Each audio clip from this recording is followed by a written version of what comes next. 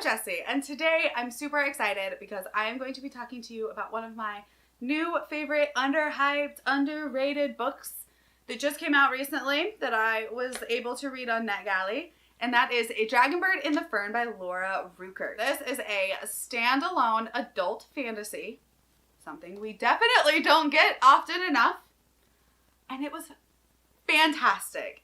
And I really think more people should read it, so I'm here to talk about it, give you a little spoiler-free review, hype it up a little bit, maybe it'll bump it up that TBR for you guys. So, let's talk about it. What is Dragonbird in the Fern? I've never heard of this book. What? And you're probably right, it has very few ratings on Goodreads. All of them are pretty positive for the most part, and honestly, I loved it. So it is a murder mystery fantasy, and that's kind of the best way I can describe it. We are following this girl who her older sister is murdered at the very beginning of the book, and nobody knows who it is that killed her or why, and her spirit is vengeful. So in this world, vengeful spirits that don't know who murdered them will start lashing out at the people they loved while they were alive, so typically their families. And our main girl, she is of the royal family. Her sister was supposed to have this political marriage, so now she is actually being married off to the man that her sister was supposed to marry. Well, the problem lies in the fact that she does not speak the language at this place that she's supposed to be going to and now become their queen. And not only does she not speak their language, she can't really read or write very well in her own language. And as the book kind of continues, we see why that is. And I picked up on it very, very quickly, and that is because she is dyslexic. And I have never, ever seen that portrayed in a fantasy book before, and I thought it was so well done. Our main female lead is dyslexic, and she is not portrayed as stupid or slow or just as different, and I loved that. For one, because my daughter is dyslexic, and for one, dyslexia is very underdiagnosed in girls, and most of the time it's just try harder, you're not trying hard enough, why aren't you getting this? And that's not the case. They need specific help and different ways of learning how to read and write that's different from what we typically teach in schools. And I really loved that was a big part of this book.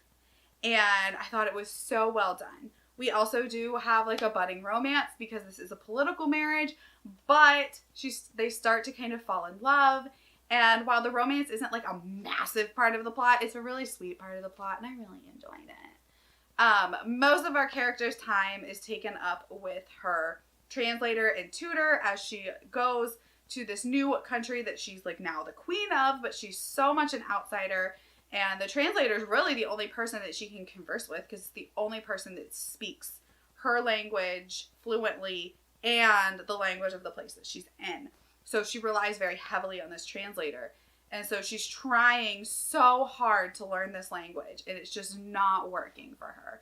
But she's also trying to figure out who killed her sister, because her sister's ghost is just getting more and more violent and lashing out physically at the family. And at some point, this ghost is going to kill the entire family.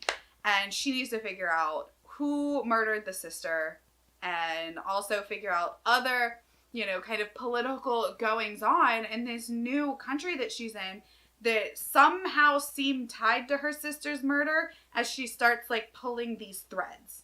All the while she doesn't speak the language and she's trying to learn, and she's really starting to fall for her husband, but they don't speak the same language.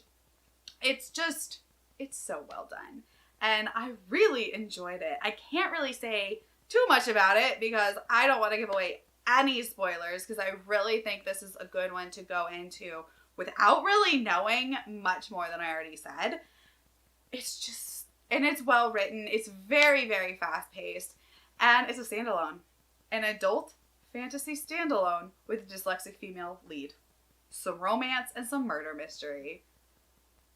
I don't think there's really very much else to say about it that will make you want to pick this up, because that's kind of what hooked me, and I was like, okay. I will say this book is not super action heavy, so if you need a lot of like action and battles and war, like this isn't it, but it is very politically heavy. There's a lot of like shady dealings and like back alley conversations and like things going on that are going on behind people's backs, and it's very much a power grab, kind of in the shadows book, and you really don't fully grasp the mystery until you get closer to the end. Like, you keep pulling at threads of the politics and the mystery, and then it all starts to kind of come together, and you're like, oh, I didn't see that coming. And I really like when books do that. I really like when it's like little threads.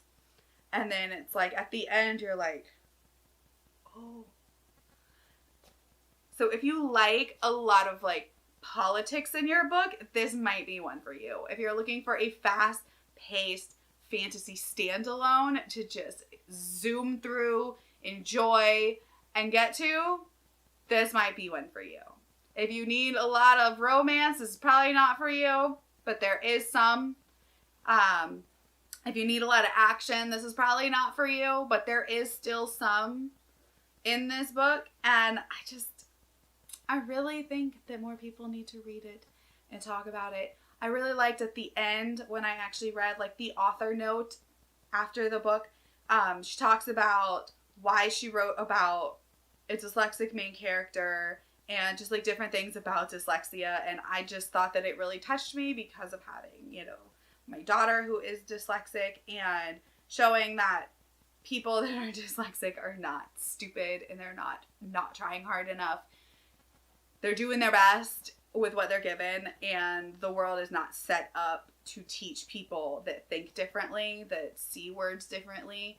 And, you know, the world is set up, even in our world and in this world, it's set up for people that all are typical and think the same, and like it doesn't work for everybody. So I really, really enjoyed that, and I think this is a book that more people should read.